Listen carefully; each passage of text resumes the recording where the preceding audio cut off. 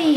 Alright guys, hey, welcome to another dog vlog! Yeah! And in today's video, I'm going to be giving you some of my top tips for your new puppy, right? Meow.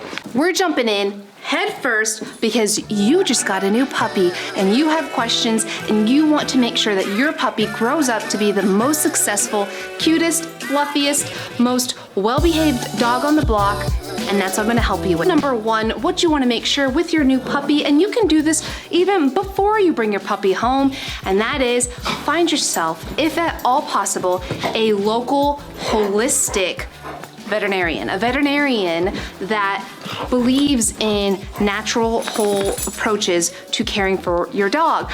That means a veterinarian who supports raw and fresh feeding and understands it and is educated in that, which I will have linked below an entire database of holistic veterinarians that you can go and search by your city and your state and connect with one near you. And that is so important because there are too many conventional veterinarians out there who honestly, it's not 100% their fault, just they don't know. They don't know the harmful effects of over-vaccinating or feeding a science diet, dry food, sugar-riddled diet to their dog. They don't quite understand. So it's important that you find a highly educated, holistic, naturopathic veterinarian. And it's a lot easier than you think. So I'll have it linked below. Another thing is get your puppy used to taking a bath, because Finn, if you're anything like me and you have a dirty doodle, like Finn's beard is 24/7,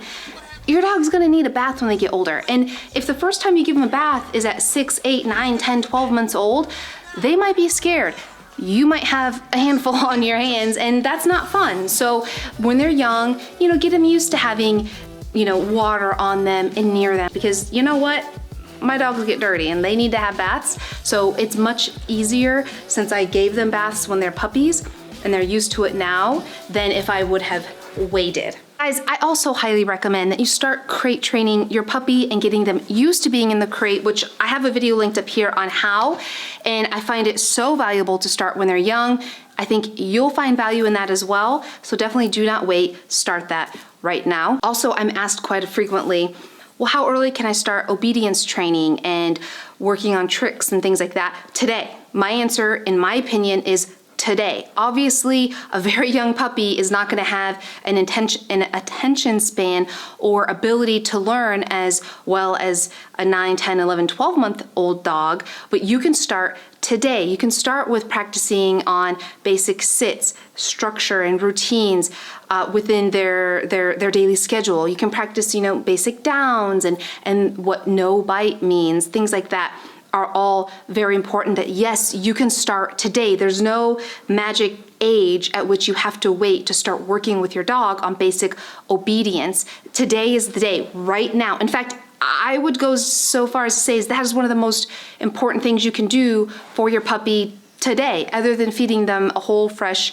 diet. And that is to start showing them what right looks like in terms of behavior and giving them a routine and a structure. Those things are important. And I have a whole series linked up here. I know I keep saying video linked up here, but I do, on tips and tricks and training your puppy, which is so, so, so important.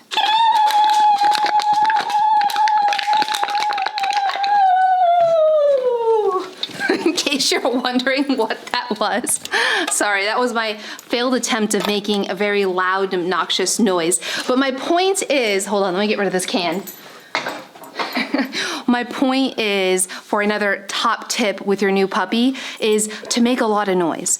One thing that I notice with new puppy owners is their puppy will start falling asleep or get really comfy, and you kind of want to tiptoe around as to not startle said puppy. Here's the thing, guys. You don't want your puppy to grow up to a dog who's fearful and timid and nervous. And one way you can help with that is by making really loud noise. And then when you make the loud noise and the dog looks concerned, you don't acknowledge or reward that or baby them or coddle them. You just keep moving forward with your day and just as if nothing's going on. And that's something I really did a lot with Finn. You know, I would be vacuuming, and at first he'd be kind of like, what the heck is that? And I wouldn't stop or cuddle him or reward him or go, oh, it's such a good boy. No, no, no, no, no, no, no, no, no.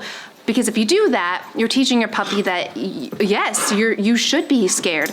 I would just keep vacuuming, and eventually he just was like, oh, it's no big deal. And I hope that if you have any other ideas or tips that have worked for your dog, that you put them down below. I love to share them and maybe create a video out of your ideas. That might be fun. And now it's time for one of my favorite parts of the video, and that is giving you some credit for being so damn cool. It's time for comment of the day. This comment shout out goes to Karina M. Lopez, and she had asked and said, hi, I love your videos. The pulling on the leash video helped me a lot with my wild lab bear, smiley face. I wanted to know what kind of leash you're using in this video, and does it help with squirmy big dogs? Thanks for the great training videos. I actually already answered her question and told her, but I use several different leashes. I'll link them down below. But thank you so much for the sweet comment. And if you want to have a chance to be featured on here in this dog vlog, comment below. Tell me that you're part of the notification squad, because that means a lot when you subscribe and click that notification bell. And then maybe I'll shout you out too. All right, guys, thank you so damn much for being part of my mission to save all the damn rescue dogs. And I hope that you have a beautiful day. Goodbye.